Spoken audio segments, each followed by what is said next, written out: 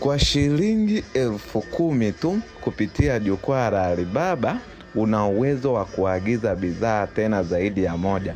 Angalia hizi picha, utaona kuna t-shirt ambazo zinauzwa chini ya shilingi 2,700.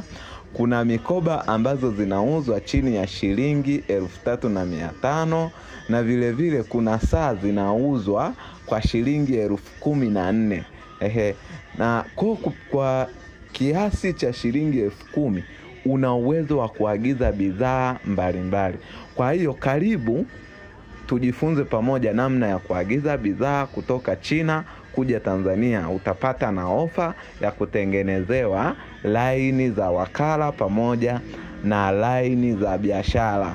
Kwa shilingi 70,000 tu utapata laini ya M-Pesa, Airtel Money na Alopesa. Karibu sana.